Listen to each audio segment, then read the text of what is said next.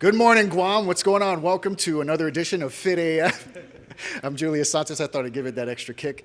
We're going to talk about this gi that I'm wearing in just a minute, though. But first things first, I got to introduce you to this man right here. A friend of mine, known him for a very long time. He's represented Guam in many different competitions around the world, particularly in the Olympics.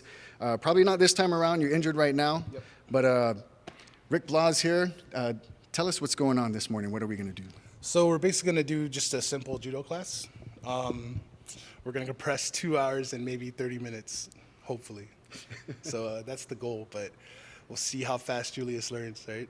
Well, the one good news is he's not going to be throwing me around. So I was already preparing myself for that. I was steeling myself for that, but thank goodness. So what I did is instead I brought Maria, is one of our junior players, and Dom. And they'll be helping Julius learn some cool judo techniques today. All right? They'll be helping me fly through the air a little bit later on. So I'll go ahead and give you the mic. You want to talk us through? You said we're going to do some of the warm-ups first and then go through it? Yeah, definitely. All right, so what we're going to do first is we're going to just do a quick warm-up. We change our warm-up every month, something different just to kind of surprise the kids and the adults. And, you know, after a month of doing the warm-ups, then you kind of hit a plateau, right? So you kind of got to change it up a bit. Start with the warm-up. We're going to do a pretty thorough stretch. And then after that, we're going to teach you a little bit of falling, how to fall and how to take a throw. And then after that, we'll teach you a couple of throws, maybe, depending on which one you like more. Then we're going to have these two probably go at it for a little spar session, show you kind of how it goes, and then have you do a spar session with them with the techniques you've learned. And after that, I don't know, we can maybe try some other cool techniques that these guys like to kind of utilize and showcase their style and their throwing style. So. All right, sounds like fun. Okay, warm-ups. What are we going to do? All right, so this month's warm-ups is suicides. Right off the bat. So each one of these posts, here's a marker. Okay. So this is the first one, and then the next one back, all the way to the wall. And then when you're done, you'll do 10 squats. Okay. Got it? So we're doing line drills? Yep. So I think your best point would be over there. Yeah. All right. So ready, set, go.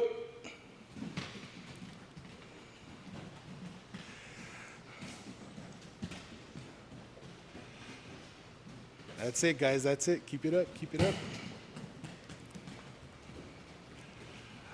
Every time we tell the kids it's warm-up time, they kind of groan, but they get it done.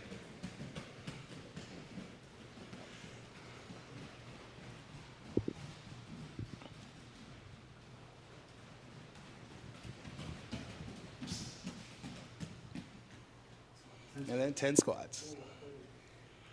What we do is we like to get the muscles a little warmed up before we stretch. Because, you know, if you stretch with cold muscles, it's like, stretching with a cold rubber band, you could injure yourself. So we usually do about 4 sets of these with different workouts after every one.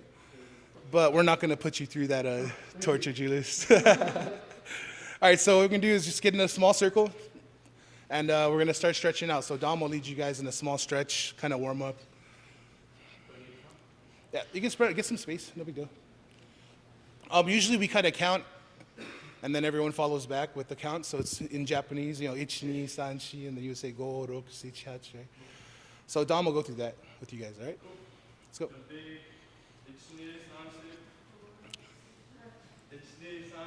Go, roku, shichi, hachi. There you go.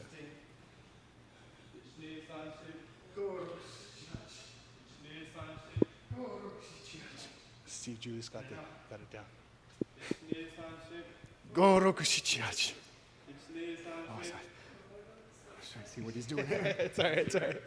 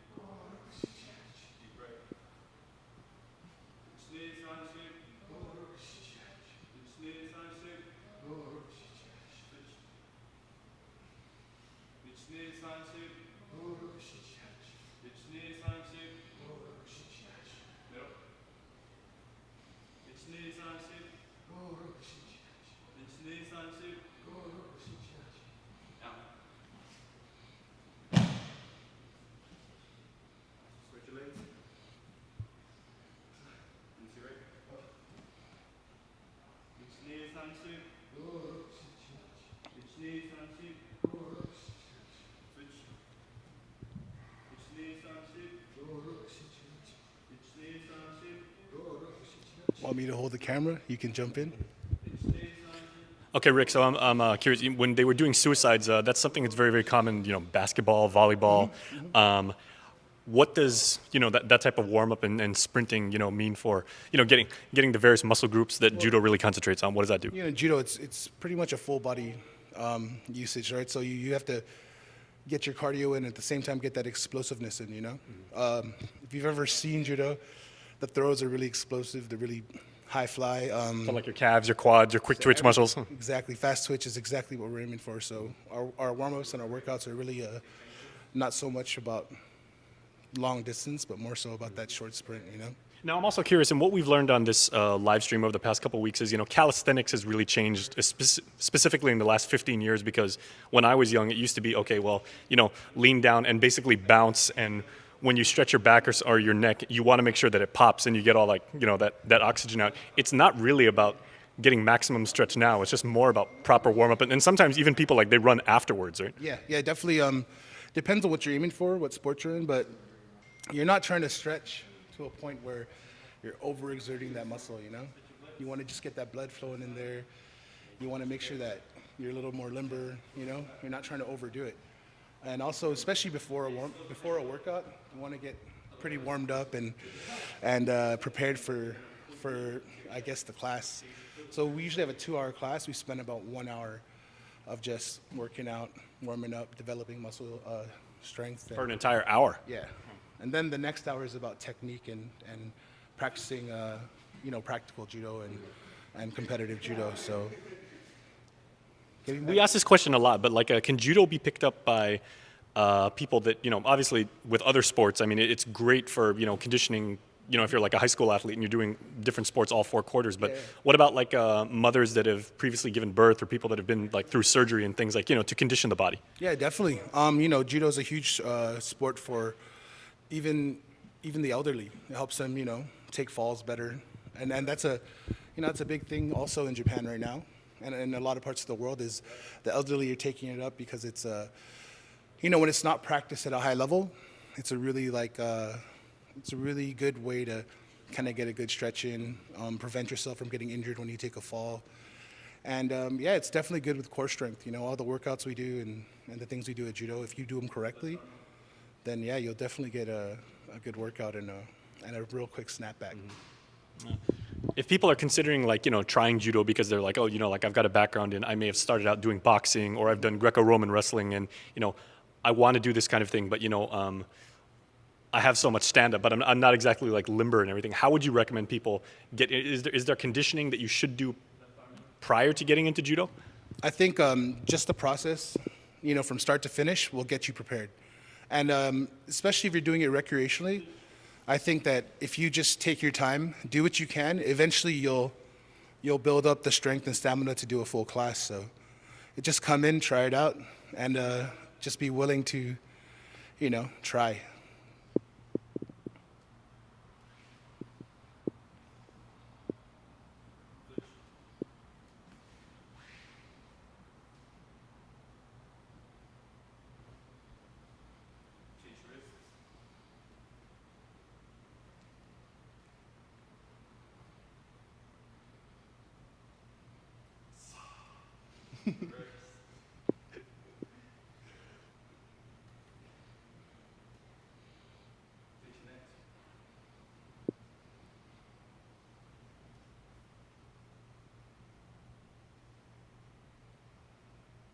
Rika, what are some injuries that are common, when people, do judo and just the normal progress of training, and what muscle groups and what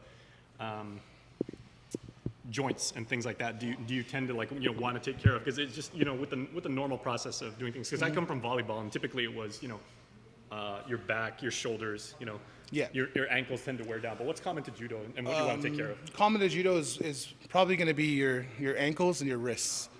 And they were just stretching out the wrists. Definitely.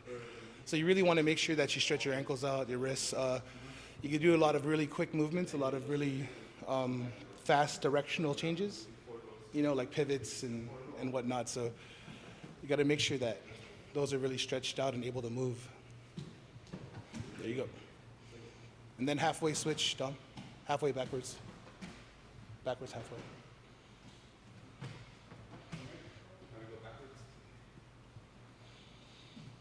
So a lot of these things are to really stimulate your equilibrium. You know, in judo, when you're being thrown 6 feet in the air and you're upside down, you want to try to be able to know where your bearings are, you know? And can you talk for a minute, Rick, about like because this is an Eastern philosophy and everything, there is a lot of the mindset, and it's not just the body, but I mean it's also there's respect for the dojo, there's respect for the instructor, there's a respect for your opponent and everything like that. But how much of this actually leans into the philosophical aspect of it and doing judo the right way? I mean, you know, in judo they always say your mind controls your body, but you control your mind, right? And your mind will break before your body ever does. So the philosophy of judo really helps for you to really overcome the challenges you have physically, you know, and in traditional Japanese judo, because the art comes from Japan, right? It's really about learning the history and learning why it was created before you actually become a higher level player, you know. And So you truly are a student. definitely, You're a student athlete. You're forever a student. They say that when you get your black belt is when you truly start to learn judo. Only when you get your black belt. Yep. The Okay. first part of judo is just about learning the basics. Take your time, Julius. And in your time when you went to, you were a 3-time Olympian, right? 2-time. 2-time Olympian. You competed in Athens and No, Beijing and London. Beijing and London. Okay, Yes, yes. my mistake. What did you learn from all the other countries and all the other judo competitors, and bringing their own interpretations of judo, but still staying true to to the core principles? Well, you know, when you have to go to the Olympic Games, you have to do the kind of the world circuit, and everybody does the same competitions all over the world. So you kind of, I guess, you kind of meet these guys before you get to the Olympic Games and the world stage, you know. And so you kind of do training camps with them, and then you kind of get to experience what they have to offer and the things that they can do. So when you get to the Olympic Games, it's really about the draw. When you get the draw, that's when you really have to take care of who you're going to be up against, and that's why they do the world circuit, is to give you kind of a exposure to become ready for anyone that comes your way, you know.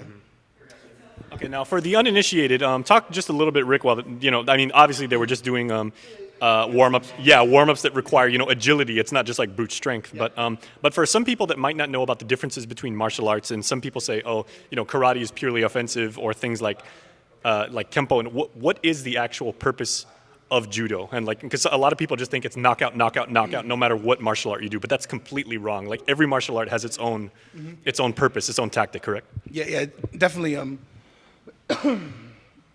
Judo is its necessity for agility is kind of just to not get thrown on your back. The full goal of judo to win in the sport is to throw your opponent on their backs, right?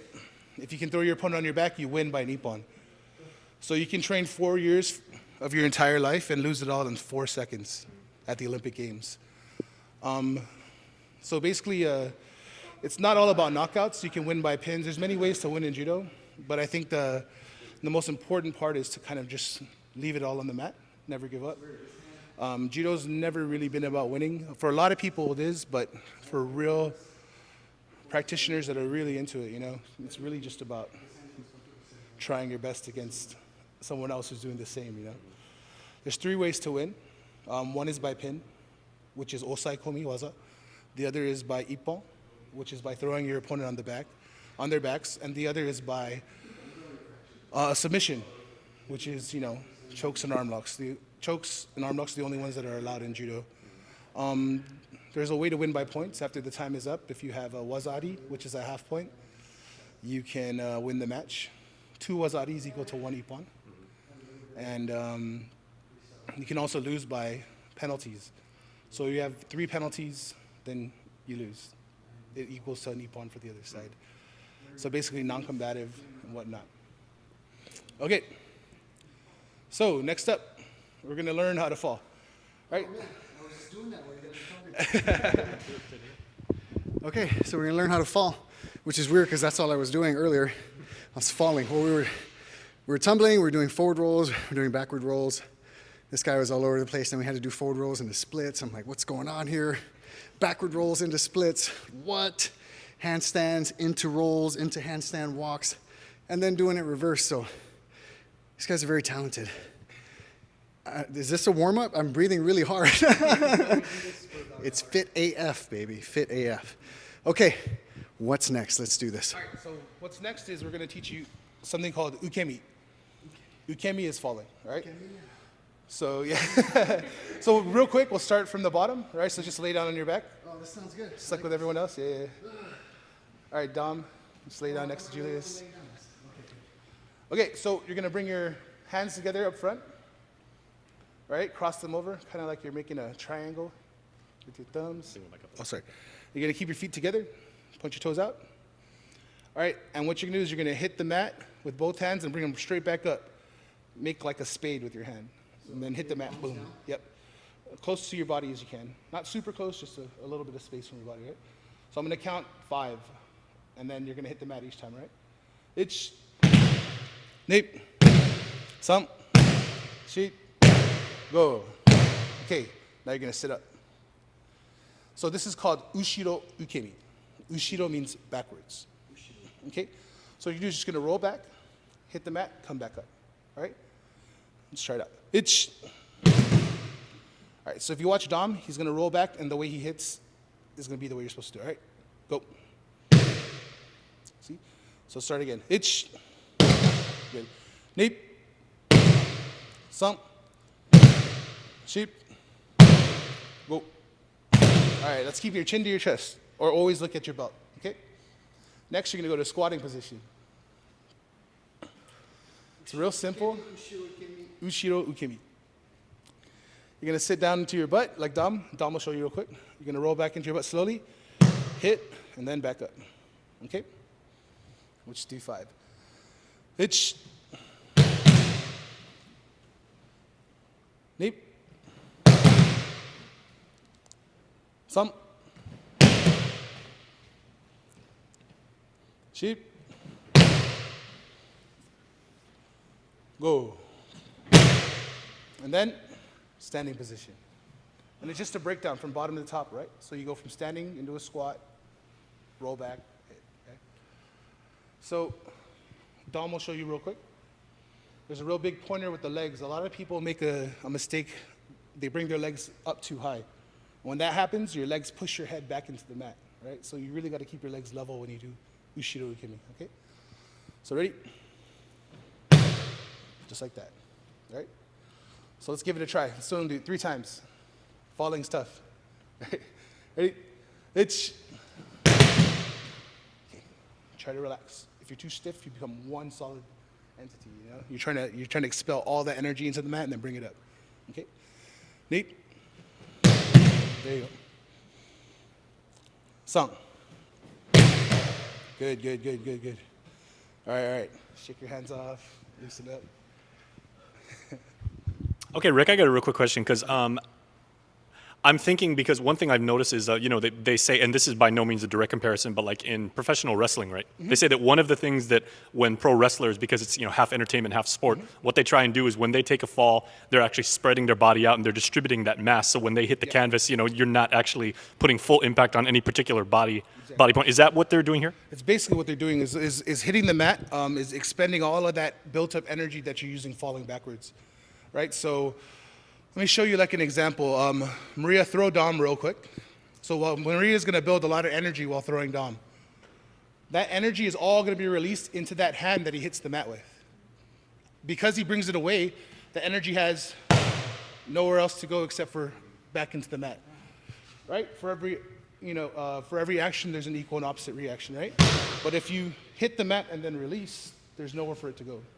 So that's basically what's happening is you're building up that energy and releasing it into the mat. And so if Dom actually fell the incorrect way and fell like directly on his knee, he'd shatter his knee. He'd pop it up, yeah, it would be pretty bad. But okay, so Dom, when you know you're being thrown and everything like that, how are you trying to control your body and how are you trying to spread yourself out? I guess after falling for a long time, it just comes naturally, and you don't want to force not being thrown, otherwise an injury will occur. So it's muscle memory for you at this point? Pretty much, Okay, yes. can we get a couple more demos?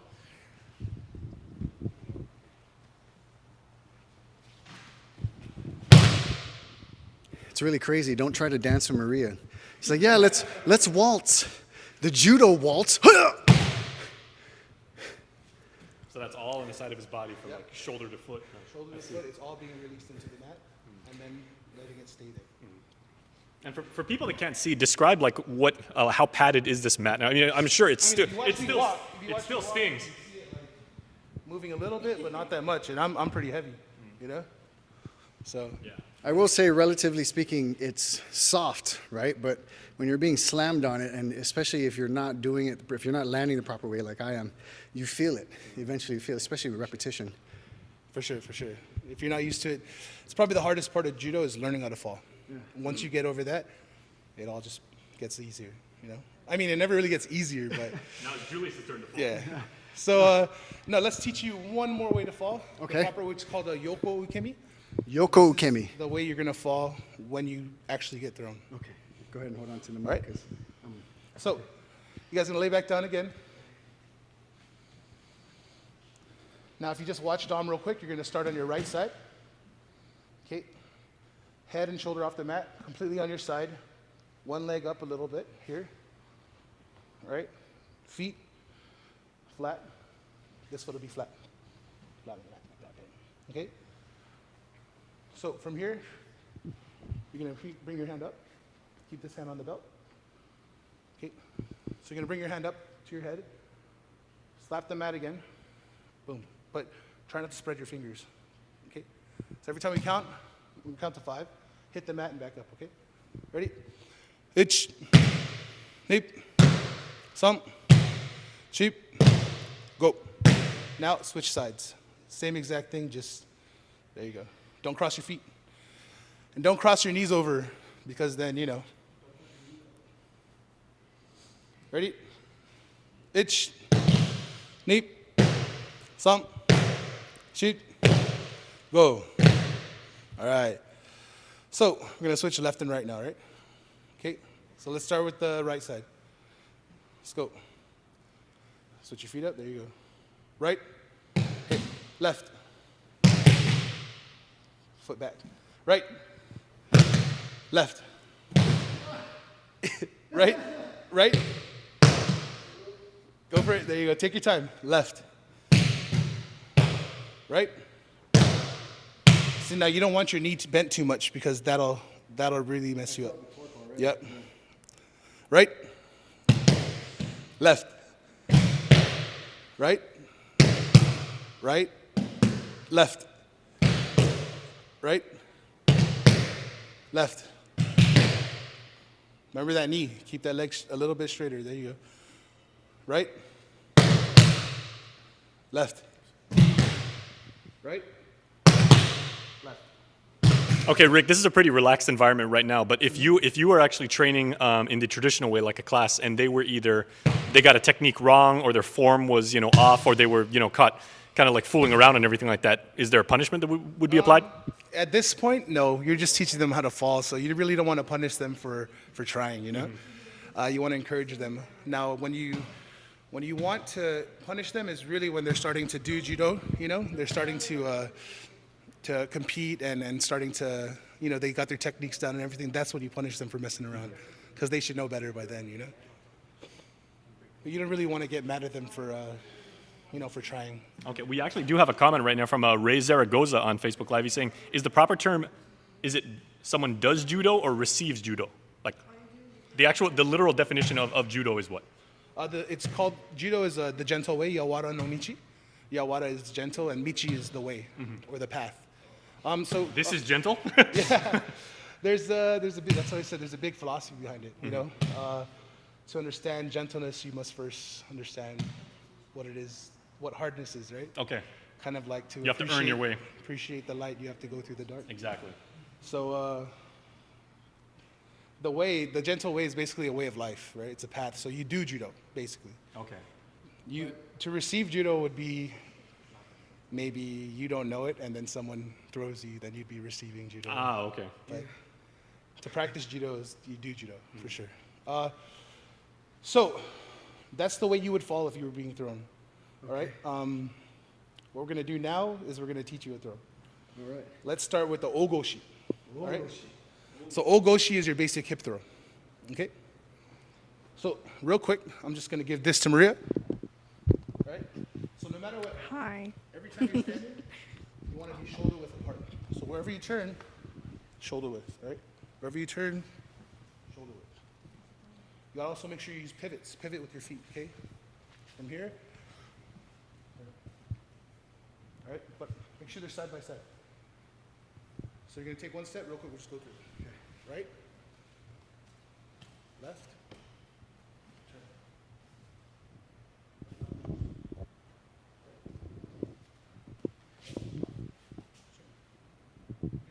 So Rick's showing with the proper pivoting right now. if you're straight this way, you're gonna come in straight. Rick, is this more with the hips or with the ankles? Hips and feet, that's Okay. everything. Okay, but it starts with the hips, right? Yes, yes. Yeah, so I was about to use these lines. So which way should I face? Just line it up 1, 2. You should land exactly. So 180 turn. So Maria, what are you telling Julius to work on right now? Just to line up his feet, really, because when you have a hard time finding your balance, it's easier to just line it up along the line. See, like that. From here, here. Yeah. But I'm not falling down. No. Man, Julius, when you get instruction from a 2-time Olympian, bro, I know, right? on Facebook Live, man, life is good.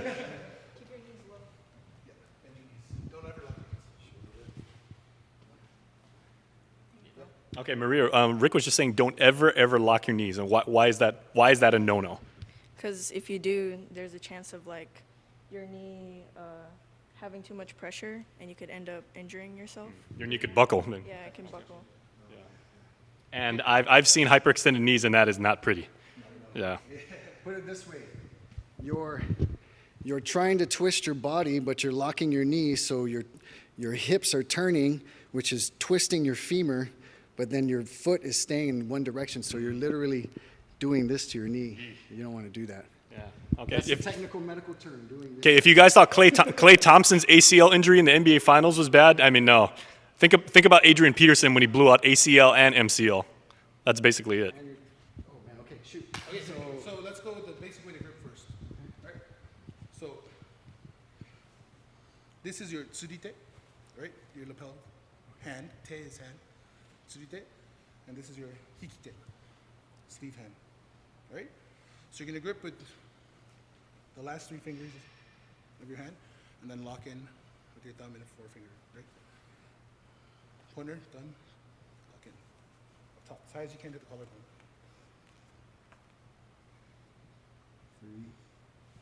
3. Just like that. Got it? Yeah. Okay. So you're gonna work with Dom. Yeah, thank God. I was like, hey, what's going on here? Just show you how to grip. So, Tsurite first. Always get your mobility so you can move around. 3. And Yep, hold by the elbow. Okay. So, what you're gonna do is you get a little bit of space, relax. All right, you're gonna step toe to toe to Dom, right foot to his right foot. Toe to toe, right in front of you. Yeah. And then you're gonna bring your arm around, grab his belt this one. from the back, yeah. So bring it down. Then you're gonna bring your left foot back. Remember that movement we created? Yeah. Do the same thing, but bring your hips right across his. All right, so one more time. Let's have Maria show you real quick, and then you can probably get a better idea of what we're talking about, all right? So ogoshi. Try to stand back so you can get a visual of where you're stepping. 1, 2. Just like on the line. Bring it down a little. If you're straight, you can't really turn. So bring it down, pull it. And then throw. You want to put your belt under their belt. So your belt is basically where your center of gravity is. So you want to get your center of gravity under theirs, okay? So one more time and then throw.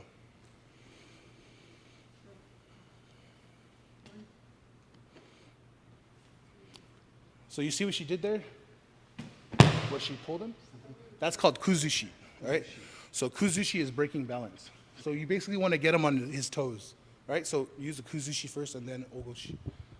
Okay, Rick, I got a question. How much of this technique right now is, I mean, obviously, I would say that Dominik probably outweighs Maria by like at least a few pounds, but how much of this is her own strength and how much of it is using her opponent's, getting him off balance so he can use, gravity and stuff like that to throw I'd him? say 20% strength, 80% tech, Okay. for sure. All the strength is going really just for that kuzushi, which is breaking balance, and then the rest is just timing and technique. Okay. And at this point, like even Dominik was telling us earlier, it's a lot of it's like muscle memory. So when you do this, you've trained for years and years and years, and you know this, like, your body just reacts. Yeah, so basically it's they say that if you do any movement 1,000 times, it's put into muscle memory. So we're not machines, so it's obviously impossible. So we have to do as many repetitions as we can to basically get that effect. Some people say over 100,000, some people say more. Just depends on the player, right? So what we're gonna do is we're gonna go one more time, Maria, break his balance before you get the throw. So you're gonna pull. You want to really make this efficient. Don't step all the way.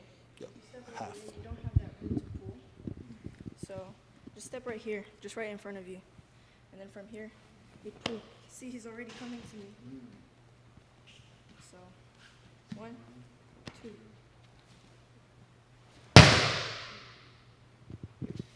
Let me give it a try, Dom. So once Maria actually gets Dom off his balance, and once she gets him like airborne and everything like that, from that it's do you just let gravity take over, or are you still leveraging? You're still pulling. You're still guiding that person into that mat. So you're pulling the arm. You're turning your body. You're turning your head, just to be as productive as possible to throw. Turn your head. Good. So wherever you're going, you got to turn your head towards your throw. So you don't want to like turn your head right and then go left. It doesn't make sense, like. So wherever you're throwing, turn towards your throw. One more time.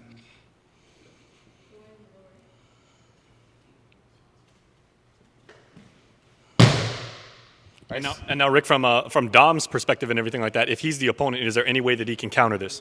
If he's about to be thrown? I mean, Dom can just show you right now if you want. So Julius, try to throw Dom. Oh, there you go. Let's get the technique down first. 1.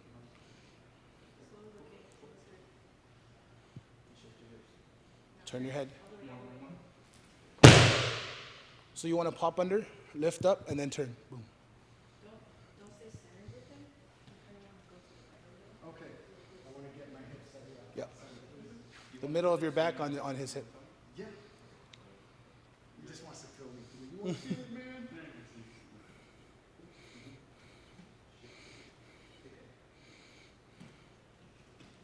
Okay, so he had Julius completely parallel to the ground on that one. Yes, yes. Is that the form you want to go for? Well, definitely. But the follow through is most important. Like Julius' hip's not across enough right now. Yes. So in that case, he barely got Dom like off the ground. Yeah, Dom will just step over. Okay. Usually. So that would be the counter. Yep. Okay. There, better. Much better. Much better. You got to bend your knees, lift with your hip. Shoot it across just right. The hips weren't quite there, but you're getting it. One more time, I think. Tell that, just that one. Yeah. You'll feel it. You'll feel it when it's perfect. You'll feel it when it's off. There you go. Good. Much easier that way, yeah? So now you'll try to throw him the same way, and Dom just block it. Don't get through him. Yeah. So try your best to throw Dom, and then with that one technique, and Dom will prevent it. If not, then you win. So he even blocked you before you came around, yeah? So that's why kuzushi is really important. So what is Dom doing right now? What's he looking So for? all Dom is doing is basing out. He's shifting his hips and meeting his hips halfway, so he cannot fully rotate. Okay. That's why kuzushi is important. Kuzushi prevents you from being able to base out. Kuzushi is breaking balance, right? So you have to pull him so that he can't base out. Almost. See? So if you just rotated a little bit faster, a little bit more fluid, then you would have got him, all right?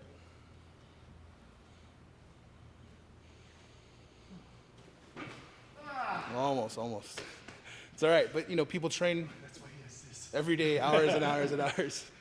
So ogoshi is the base for most techniques, all right, except for a few, let's see, show o sotogari. So we're going to show you o sotogari. This is the outer reaping throw, okay? this is not use your hips as much at all, all right? You step forward, and you kind of just plow through your opponent with your leg. All right, one more time. Kind of like a clothesline or a rock bottom, if you would, right? Throw it down. Yeah.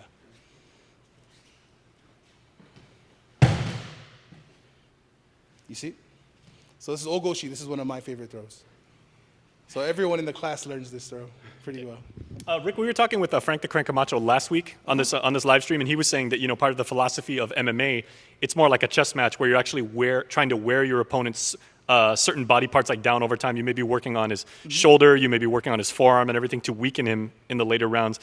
In judo, when Maria just got thrown and everything like that, is Dom trying to work on weakening her shoulder or? That throw would have won you the whole match. Okay. So the strategy for judo is basically grip fight, getting your grip, and then setting it up.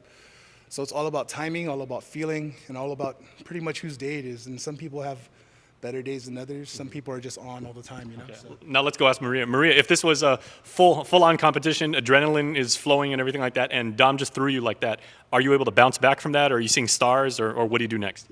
I get up and I accept it because it's a learning experience. Like, it's finished because if I landed completely on my back, that would be the end of the match. So. Okay. So that would be a proper finishing move. Yes, it would be. Nice job, Dom. Thank you. How often do males and females train together in judo? Often. Okay. Just- So there's no separation in judo. There is separation depending on like if you're in an all-boys school, all-girls school, but most of the time during like competitions, it's all integrated. So. Awesome. That's cool. And it's all pins, throws, pins, and submissions. We can wrap up. I mean, based on what I've been listening to and what I've been looking at, that last move in particular, say that one more time. O-sotogari was the last one, and ogari? Ogoshi. Ogoshi was the one that I was learning, but the O-sotogari, I mean, when you're talking about applying martial arts into everyday life, into the streets with respect to self-defense, that was a really killer one right there. You can definitely... It's very devastating. Yeah, I mean... From that, it would be catastrophic. Yeah, I wouldn't recommend anybody actually just trying this. If you want to do it, come to this dojo and practice it. When we're talking about judo, and I was just having a chat with Rick here, there's no winner until there's ippon, until somebody lands on their back. You get penalties for not being aggressive, for not being offensive, for not going for, the finishing move. And so it's very brutal, it's very dynamic, it's very aggressive. It's a battle of attrition, not just of the body, the physicality, but also the mind. It's a mental chess match. It's also a physical chess match. Who can actually last the longest? And earlier you were talking about the gentle way, but in order to go the gentle way, you have to know the brutal way. Path, right? You got to walk the path, and I always called it, like, with respect to my martial arts foray, if you will, is finding that peace in the battlefield, right? If you're not, I don't want to use the word used to it, if you're not at peace, if you're not used to the brutality, the explosiveness of it, because really, when we're talking about these throws, you explode into the technique. The technique itself is gentle, it's pure. Yeah. It's like water. I don't want to sound like Bruce Lee, but it is. It's when he says technique, 20% strength, that's that bam, that explosiveness. And then the 80% technique, it just flows and it's so fluid. It's a beautiful sport. Compared to like weightlifting, you need that initial power to pop it up, and then the rest of it technique. That's exactly what I was going to liken it to, is Olympic weightlifting. It's like, that's like the first pull. And then when you're pulling yourself under the bar, it's like that very gentle moment. You're like, ha! And then, yeah. Man, thank you so much for inviting me into your home, into your dojo. Thank you so much, Maria. Thank you so much, Dom. Wow. If you guys want to do a quick, maybe 1 minute spar session? Yeah, Watch we'll- these guys spar a little bit. That'd be cool. We'll end the session. It's Fit AF. We're going to check these guys spar. Check these guys out sparring. All right, guys. Maybe competition style. Use this square mat right here on that end. So this is how you would enter a competition in any competition. So you would start at the edge. The referee would tell you to come in. You would bow, step in, bow again, take one more step, and then the referee will say hajime, right? Hajime, and then they would start the match. So from here, they'll fight for their dominant grips. Person with the most dominant grip. So these are ashiwaza, but they're pretty rough with their ashiwaza today. I don't know. Usually ashiwaza is foot sweeps. That would be an ippon. So the match would be over right there. Interesting. But let's start over again. Okay? Now sometimes Dom will win, sometimes Maria will win. Like I said, it's pretty much, it's up to whose day it is. Yeah? Keep going. So if Maria is clever enough, she'll get a really good throw on Dom. Obviously, Dom has the height and weight advantage, right? But Maria's got a lot of experience and technique, so she can definitely use that against him. See, Dom's using a lot of control, a lot of strength. And this is actually over really time. good for Maria because when she competes against individuals in her weight class, she's going to be used to she's going to be used to competing against larger individuals. They won't have anywhere near the amount of resistance that Dom does. See, so that was a drop ippon serenage, or morot serenage. And that's getting right under his weight, you know? Right. Really causing that trip effect. Grip is the most important player in the game. If you don't have your grip, you can't throw. So once you get your dominant grip, from there you really want to time it. And then once you feel it, it's the only way I can explain it is once you feel it, you go for it. Yes. Ooh. That would be a wazari, half point. If you get 2 of those, you win an ippon. Oh, okay. So wazari is 3/4 of your body hitting the mat. Okay. And that's completely up to the referee to see. Let's go again, guys, real quick, and then we can finish up. Reminds me of Bloodsport. Right? Yeah. Anyway, like I said, grip fighting is the most important part here. You see that high lapel grip on the collarbone? Yeah. It's a lot of control there. Puts a lot of pressure on that bone, makes you not want to, move. Just like jiu-jitsu or judo, it's the person that can be the most uncomfortable the longest that usually wins. Right.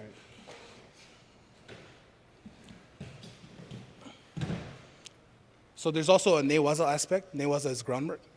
You don't really get too much time to work the ground, but when you do, you try to go for the pin or the submission as fast as you can. Arm locks, chokes, osaikomi, which is pin. That's in the event where they get the 3/4 of the body, not the full. Yeah, if you go wazari, instead of doing the 20 seconds, you get 15 seconds for the pin. So, because if you pin up to 15 seconds, you already get a wazari, which would remove the other extra 5 because you already have one. All right, let's go. Final one. Final one, guys. Final one. Oh. Oh! Almost. Follow through, Maria.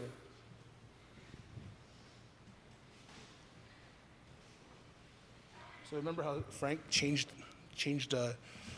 level? Yeah. He dropped his feet.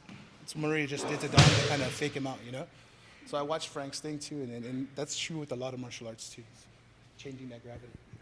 All right, there you go. Thank you guys so much for joining us again. Thank you so much for inviting me in. Thank you for having us. It's an honor to wear this, by the way. This belongs to a world champion. Please explain this in the back. So the red back patch is only owned by the world champion. So only one person in the entire world will have this red back patch per category. So Hashimoto came to Guam last week, Wednesday, did a class here with us, and